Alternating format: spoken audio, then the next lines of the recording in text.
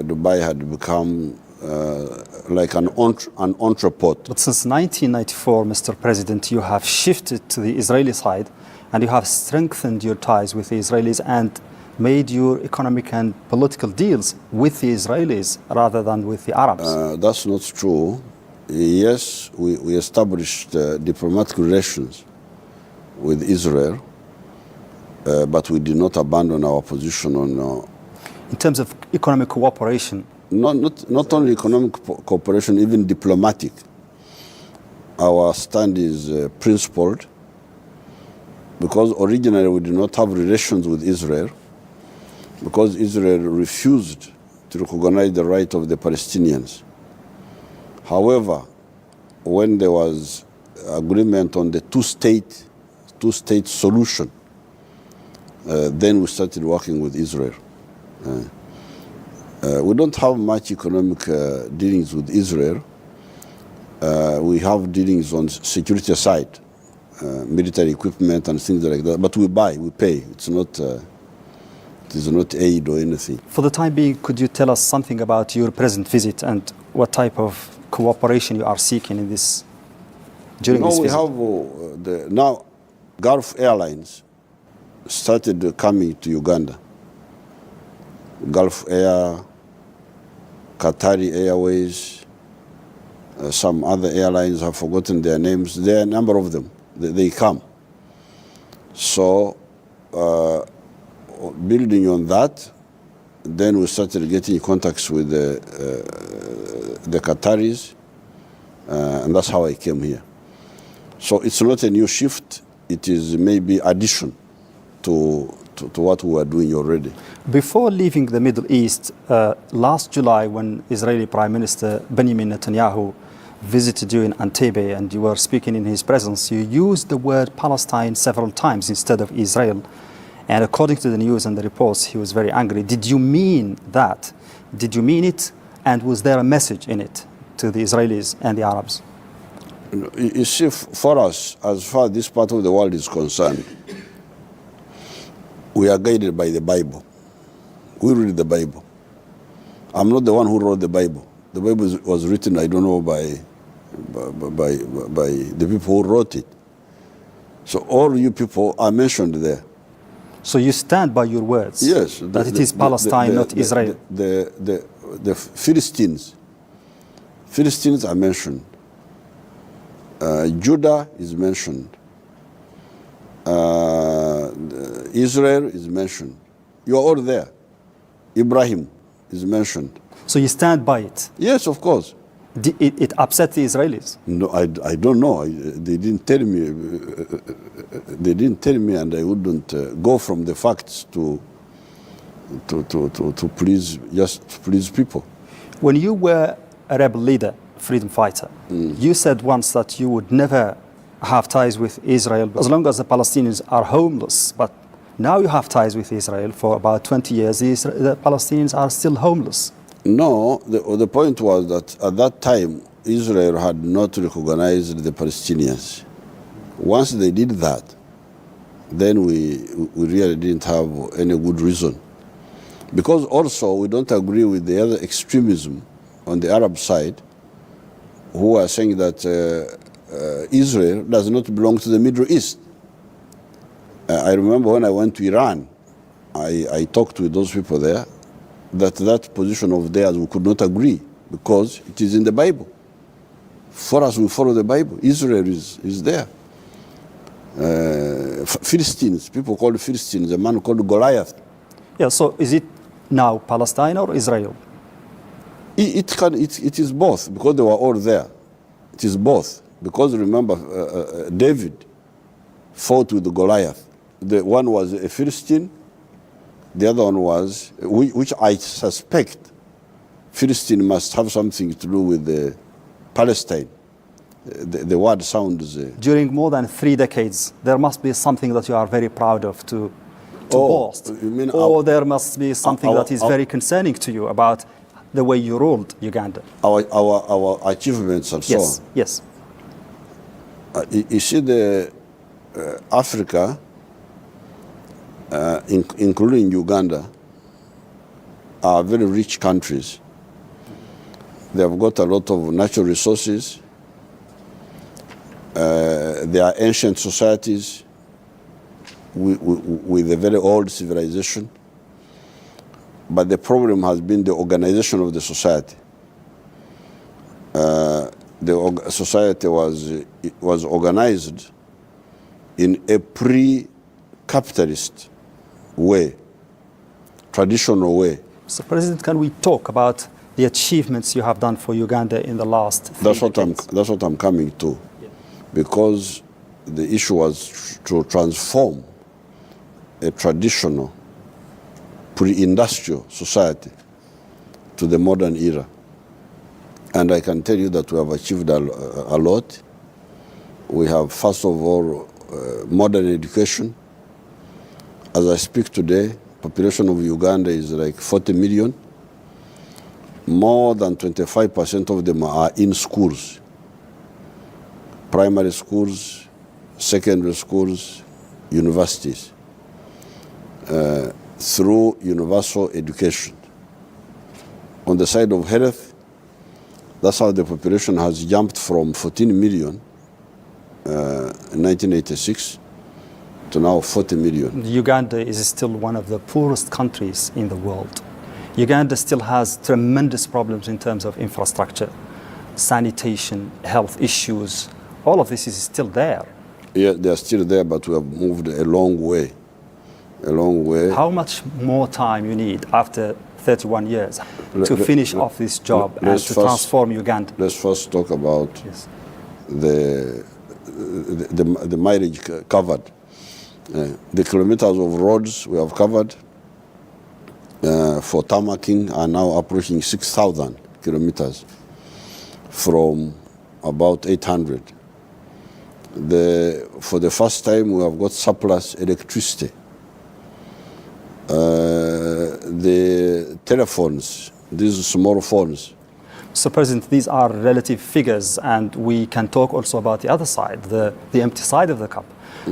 We still have almost a fifth of the population under the poverty line. We still have, as I said, homelessness in Uganda. We still have a lot of lack of sanitation and infrastructure. But let's move forward from this. No, but before we leave that, the people under poverty in 1990 were 56%. The ones now under poverty are 19%. Yes, that's 1/5, but we have covered the 4/5. So if your mathematics is working well, then it should help you.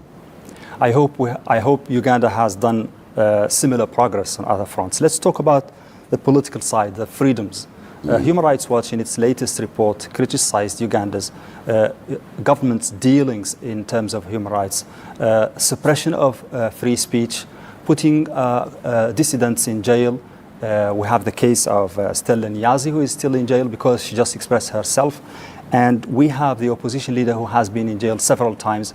And we have the government cracking down on opponents and preventing people from rallying freely. By law, more than 5 people should have the consent and the agreement of the police before they can express themselves in the street. Uganda is one of the most democratic countries in the world. In terms of free speech, we have something like 250 private radios which say whatever they want. We have so many television stations, private. I don't know how many you have here in Qatar, private ones. I don't know, you could tell me. I only see Al Jazeera, but for us we have so many.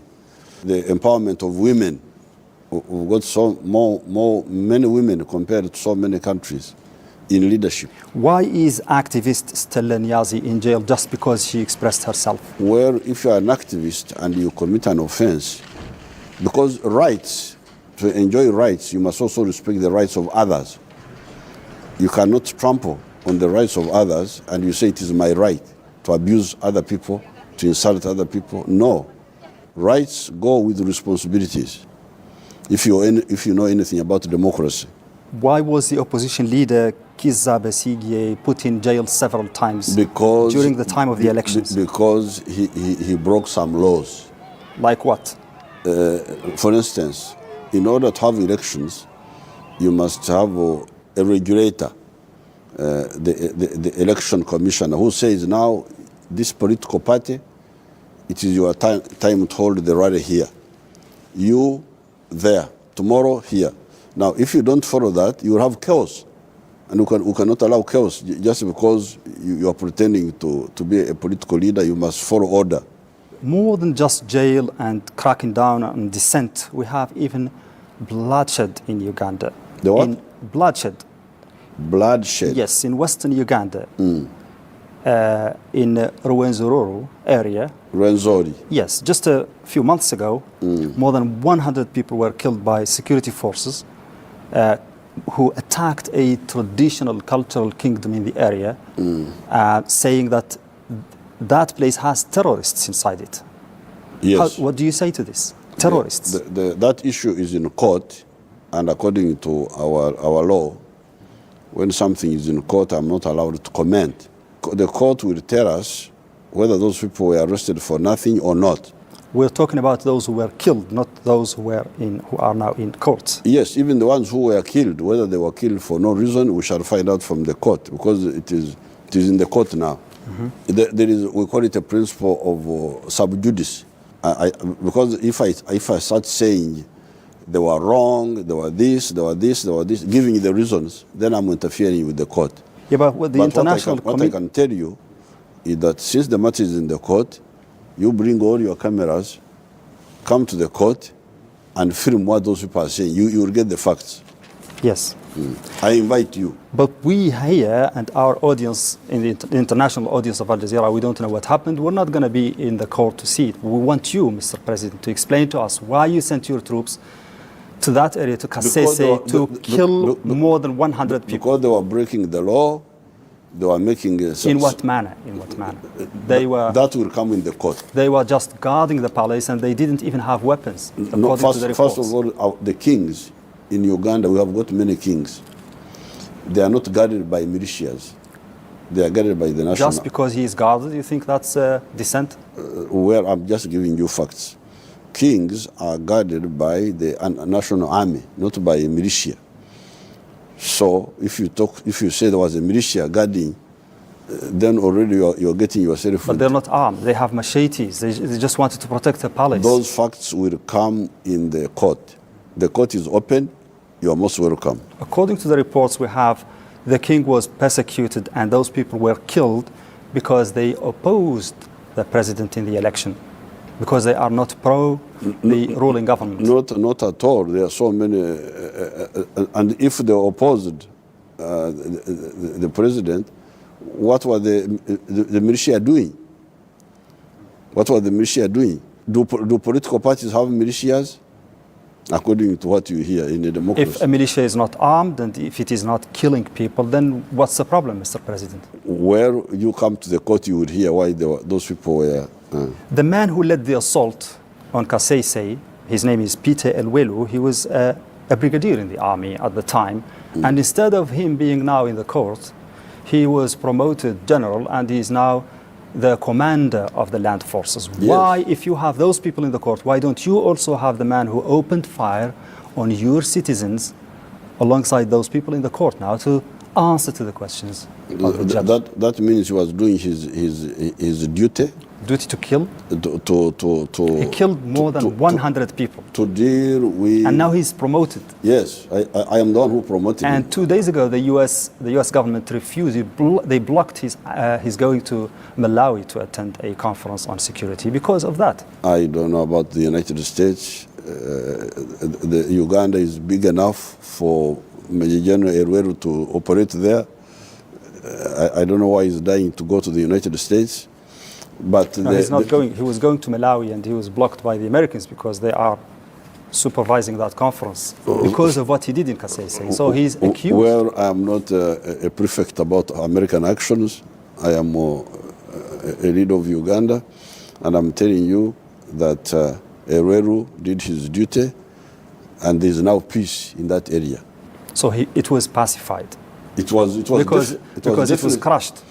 It was definitely justified, but all this will come in the court. So, President, it seems that Ugandans are a little bit fed up with you, because we are reading a lot of reports about this Facebook revolution, people trying to go to the streets even though they are prevented, they are afraid, of course, of the security forces, but they want to create something like, the Arab Spring in Uganda. People are fed up because it's more than 3 decades of your leadership, and term after term after term, it's only one man ruling the country, and the world around Uganda has changed.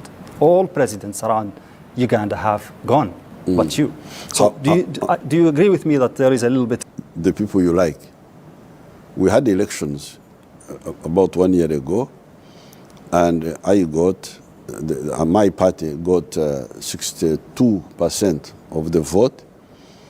And in fact, it would have been more if it was not for quite a bit of spoiled votes.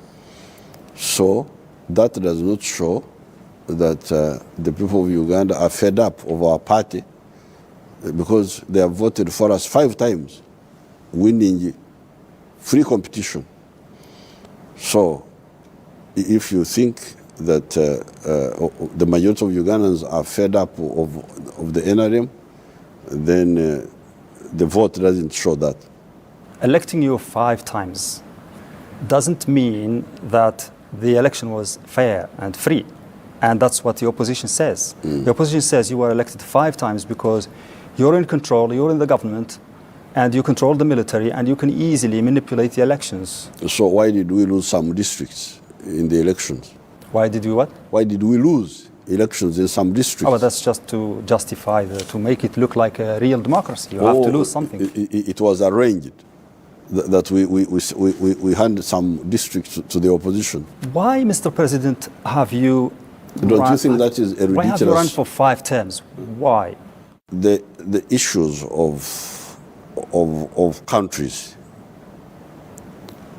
are issues of destiny, not mere appearance and theater. It's not theater.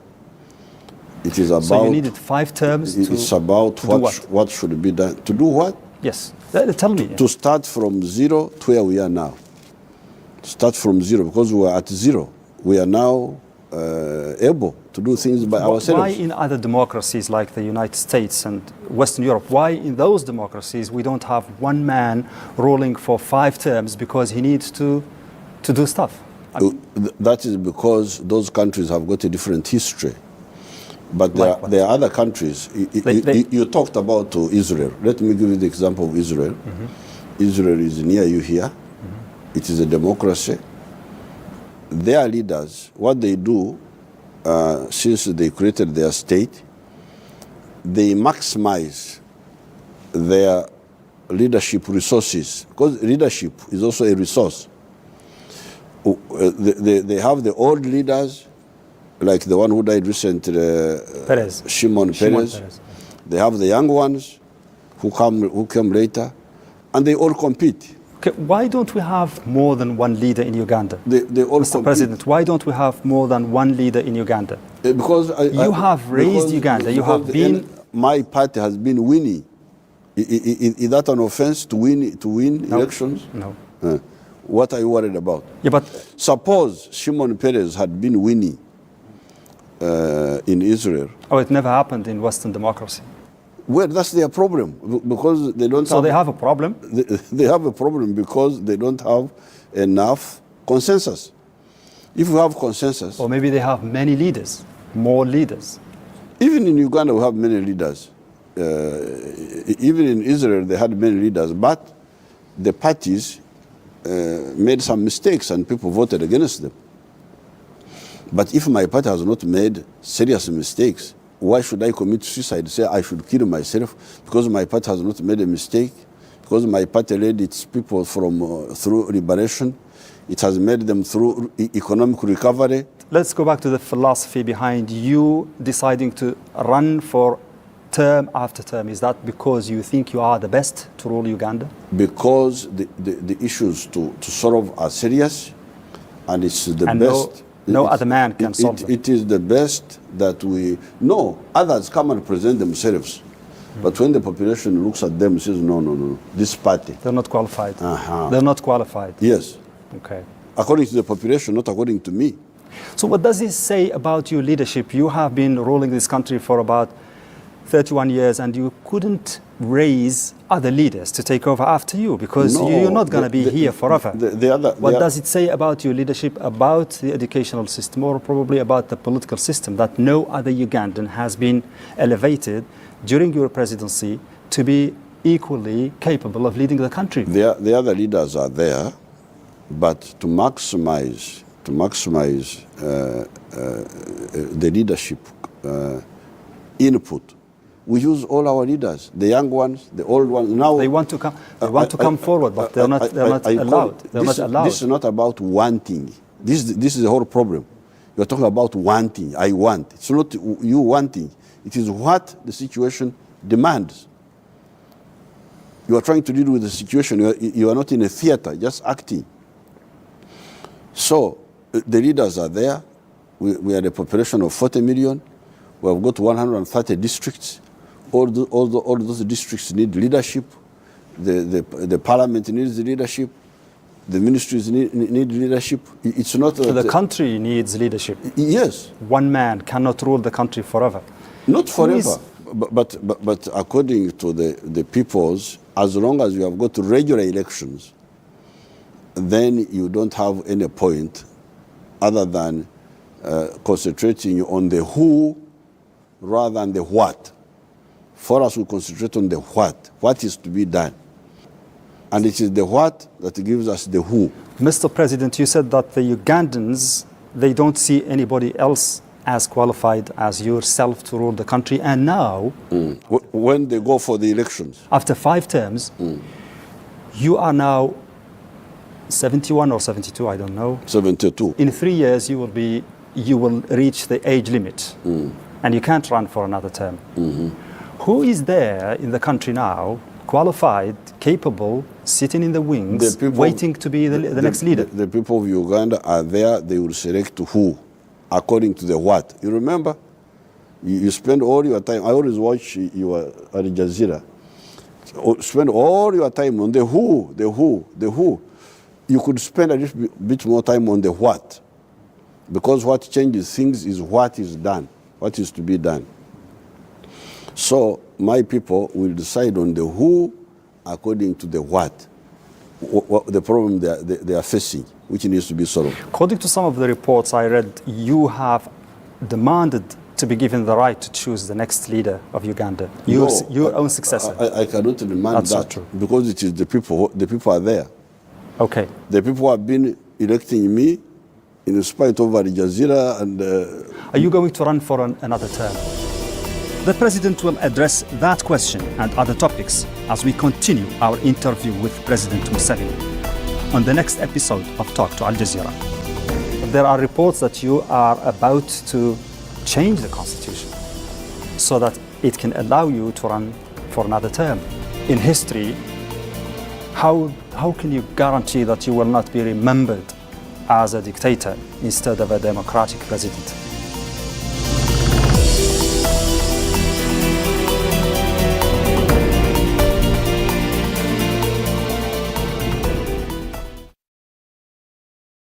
Always. We ask the question, what is needed in the world? Is that going to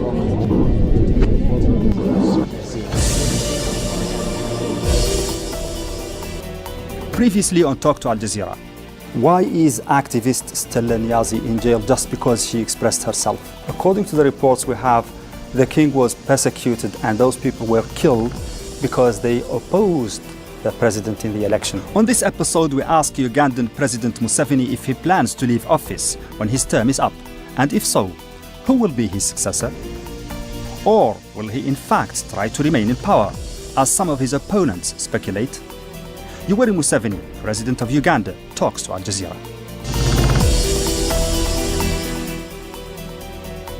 According to some of the reports I read, you have demanded to be given the right to choose the next leader of Uganda, your own successor. I cannot demand That's that not true. because it is the people are there. Okay. The people have been electing me in spite of Al Jazeera, and Are you going to run for another term? we follow our constitution. So you're not going to run for another term? We follow our constitution. Because you reach the age limit in 3 years and you will not run. We follow the constitution of Uganda. Can you explain that? That's what I've told you. But there are reports that you are about to change the constitution so that it can allow you to run for another term. I've told you. Is that going to happen? We follow the constitution of Uganda, and that is the will of the people of Uganda. Are you going to change the constitution? I cannot change the constitution because I don't have that power. But is this something that is in the discussion now in Uganda? That is speculation, and I don't have time for speculation. Reports also say that you are preparing your own son, who is now very highly elevated in the army, and he's your also special advisor on certain issues. Your wife also is a minister.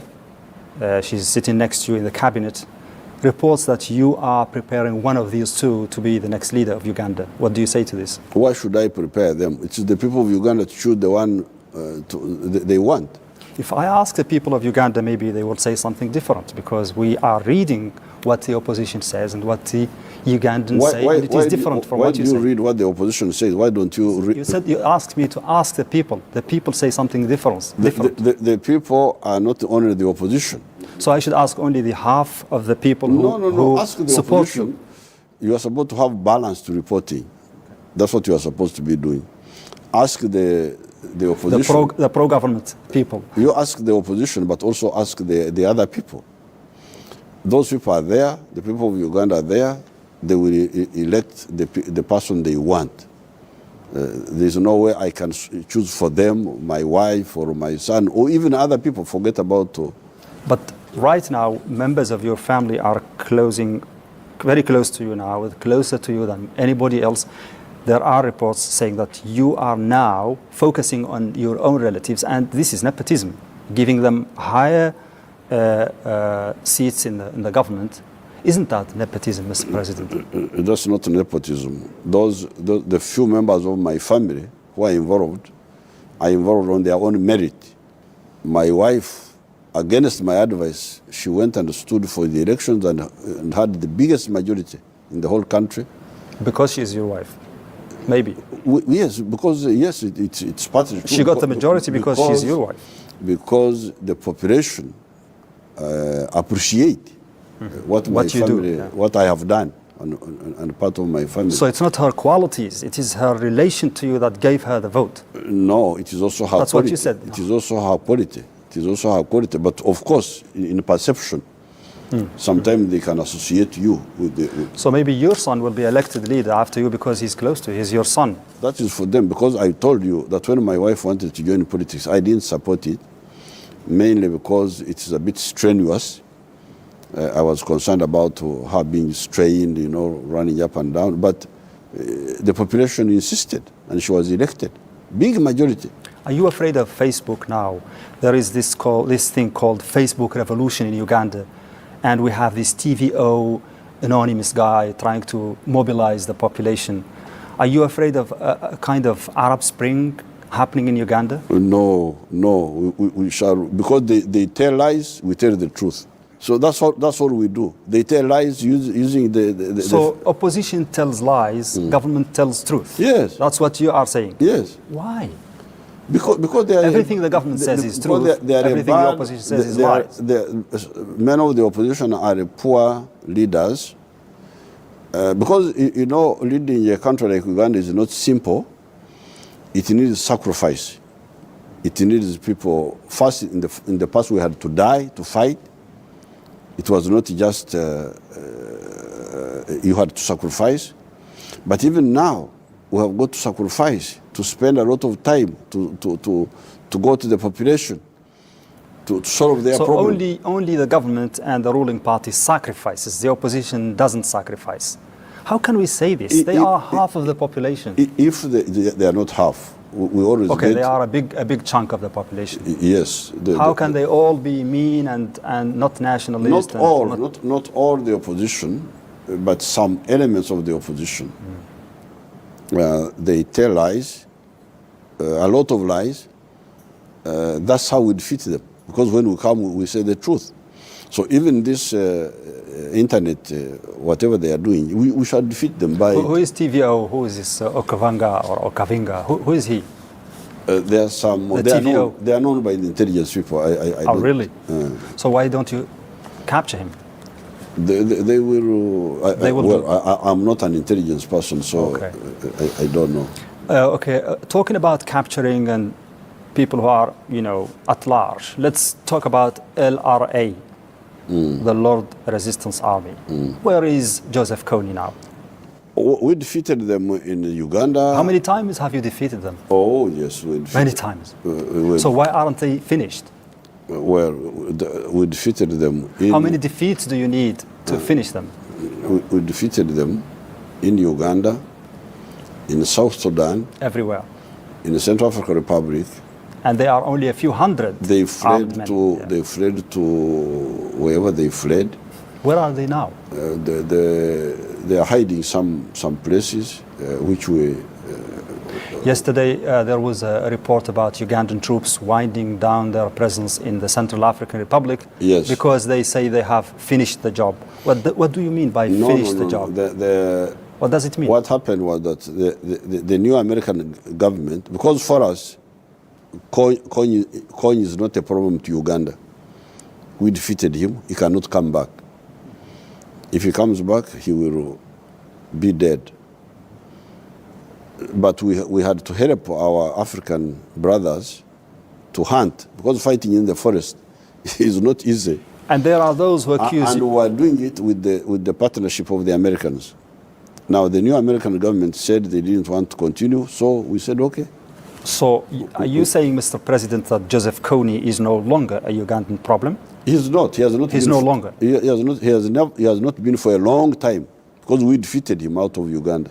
So why are you chasing him in other countries? To help our African brothers. To help our African brothers. Why are we in Somalia? Have you heard that we're in Somalia? We'll talk about that. Yes. You're accused of using Joseph Kony and his few hundred men as a pretext, excuse to go into other countries and send your army to other countries like South Sudan, Central African Republic and Congo to do what you want there, to help whoever you want to help, to interfere in the affairs of those countries. And we will talk about South Sudan in this respect. Okay, now we are going How do you answer to this? Now we are now going back. Let's see how Uganda suffers by not being in Central Africa. How Uganda suffers? Yes, let's see whether Uganda will lose anything by not being in Central Africa. But you're gaining something by sending your troops, interfering in the affairs of others. And we'll talk about South Sudan. Your troops have been in South Sudan in 2014 and 2015. And you have sided with the government of South Sudan, with a part of the government against the other. And by that, you have prolonged the civil war in South Sudan. And thousands and thousands of people were killed. And you were fighting alongside one of the two sides. So you were actually... putting more fuel to the civil war in South Sudan? Not at all, because what happened was that when the fighting started in South Sudan, there was a regional meeting which called for a ceasefire. Nobody should continue fighting, so that we get a political solution. Now, one of the factions refused and started fighting, and was coming to Juba. Is that enough excuse for you to send troops there? Yes, because... Why did you side with Salva Kiir against Riek Machar? Because the one who broke the ceasefire was the other one. But you're not the regional force there to impose things on the Sudanese. They are fighting each other. Why do you side with one of them? Why didn't you send your troops to keep the peace and not to fight alongside one group? Because the other one was on the offensive. According to you. But according to Riek Machar, he is not on the offensive. According to him, he is defending offensive himself. Means you are moving forward. I mean, it's your own judgment. No, it's not judgment. This is dynamics on the ground. You move forward. If you observe ceasefire, you stay in one place. So he was breaking the ceasefire in order to come and attack the town. And it is your role, Uganda, the poor country that doesn't have enough resources for its own infrastructure, for the well-being of its own people. You take it upon yourself to go into another country, to stabilize another country, to fight against one group against another. What kind of policy We, is the this? African people, How is this going to benefit Uganda? we, the African people, we have been poor, but we have been defending ourselves. We defeated the whites even when we were poor, and we were helping each other. When there is somebody who is making trouble, like that Riek Machar fellow was doing, we stood with the regional opposition, which was stand still, ceasefire, don't move. You sent your troops to Southern Sudan or South Sudan without the agreement of your parliament and without a mandate by the African Union. And that's because, according to the reports, because you have interests with Salva Kiir, because Uganda is importing and exporting goods between Uganda and South Sudan. So it's economic interests, interference, no mandate by AU, no mandate by the parliament. Well, first of all, you can have bilateral relations between two states. Okay? Do you know anything about international law? A little bit. Yeah. Yes, a little bit. So use that a little bit to improve your understanding. An elected so you need the agreement of, by constitution, you need the agreement of the parliament. An elected government can have a bilateral agreement, forget about the regional, even bilateral, to help each other. But within the framework of a region, African Union is an organization that supervises this kind of things. In Somalia, in other countries. The ceasefire which had been called was by the regional summit, the IGAD. We had an IGAD summit. So let's talk about your troops in Somalia. They have been there for the better part of a decade, maybe an entire decade, and they haven't achieved much. Are you going to withdraw them? No, they have stabilized Somalia. It's not stable until now. They have stabilized Somalia. Yes, there are still some problems, but the situation would have been much worse. They have stabilized Somalia. Our only concern is that Somalia has not built their national army. That's what we encourage them to do. But otherwise, the population, if you go to Mogadishu, the population is full. And they have, according to reports, your army has committed atrocities in Somalia. They have killed civilians inside Mogadishu several times. They have caused a continuation of the conflict instead of putting an end to the conflict. No, yes, we have stopped Al-Shabaab from taking over. We are very sorry about that. If you support Al-Shabaab, then I'm sorry for you. So you must be disappointed if you support Al-Shabaab. It is true that we have defeated Al-Shabaab, stopped them from taking over. But Al-Shabaab is an extremist group, contrary to our African culture of tolerance. We live and let live. This is how we live in that area. So you're there to. So it's a moral war against Al-Shabaab. It is. It is moral and ideological for Al-Shabaab. We don't have a border with Somalia because you said South Sudan. We are there for interest. Now there is Somalia. So you are logic. There is this other explanation going around that actually sending your troops abroad, like in the case of Somalia, is a source of income, because these troops get very big salaries. Actually, Uganda has been sending its army into several African countries, and this has created, according to the reports, the accusations, a great source of income for the country. So are you selling the services of your troops to get back? Not at all. When we were in South Sudan, we were there at our own cost. That's because you have economic ties with South Sudan. It seems you have not heard of something called solidarity. Fraternal solidarity. That could be a banner for it, yeah. No. That could be the cover for it. My dear friend, when we fought the Portuguese in Angola, in Mozambique and Angola, the frontline states, Tanzania, Zambia, who was paying them? When we stood against Ian Smith in Rhodesia, who was paying those countries? They were actually losing. This is the tradition of African freedom fighters. I am part of the African freedom fighters. If you have not seen any, I am one. Here you have one. Okay. Bloomberg. Now, remember, put it in your logic of Al Jazeera, that Africans will defend their freedom. Even though they are poor, you are saying because you are poor, you cannot defend your your soldiers are your rights. Mr. President. No, you are the one who said that because you are poor, you cannot defend your rights. And I have told you that we have fought and defeated the colonialists, even in our poverty. Okay, that was a long time ago. But let's talk about now, when your troops are being highly paid, while Somali troops are almost not paid at all. When your troops in Somalia are highly paid, they are sending millions of dollars back to Uganda. That's no longer freedom fighting. That's no longer humanitarian help. And let me refer to this article by Bloomberg, May 10, 2016, under the title "Uganda Stop Export Mercenaries." Not only soldiers. Uganda is also encouraging its own citizens to go and be mercenaries. Mercenaries where? Yeah, it's here. It's mentioned in this article by Bloomberg, and it seems to be very well documented.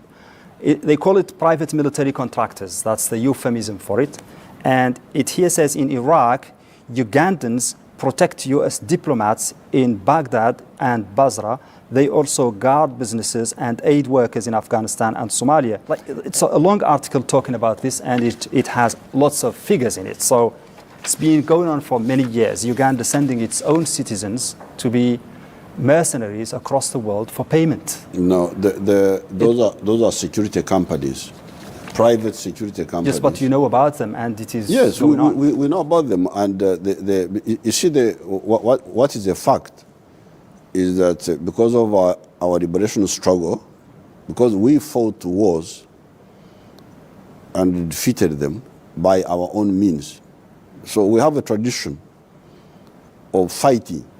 So you have a surplus of fighters to send to other countries? No, it's not a surplus.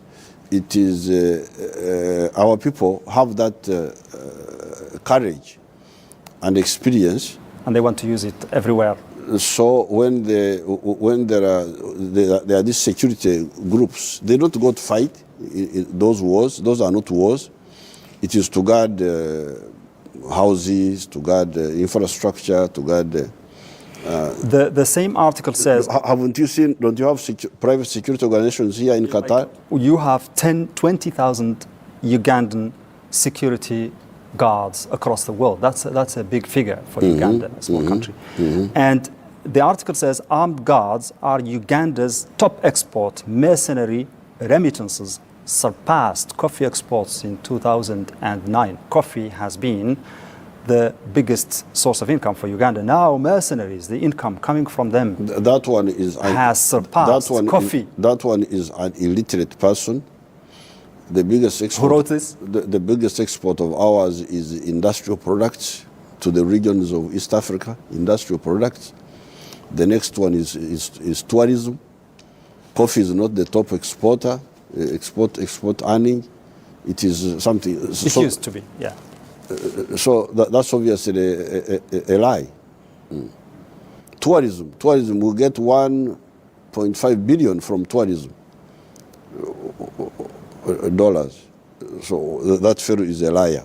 Going back to you, President Museveni, an Arab poet once wrote or said that you certainly get bored when you live for 8 decades. You're now in your 8th decade. Are you bored of being in the presidential seat for so much time? Are you about to decide to get to retire? I'm not. If I retire, it is not because I'm bored, because our history is that we are mission-oriented. What to do? You say you have done a lot for Uganda. What else? What is the major thing that you want to do next before you leave power? We have identified 10 strategic bottlenecks that have constrained Uganda and Africa to some extent. I don't have time to go through them, but I can tell you about 2 of them.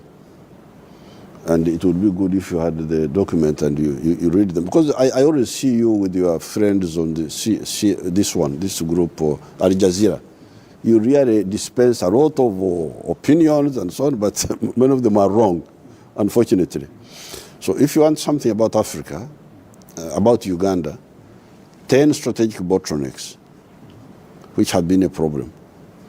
One has been ideological disorientation, where people emphasize sectarianism, of religion, of tribe. Those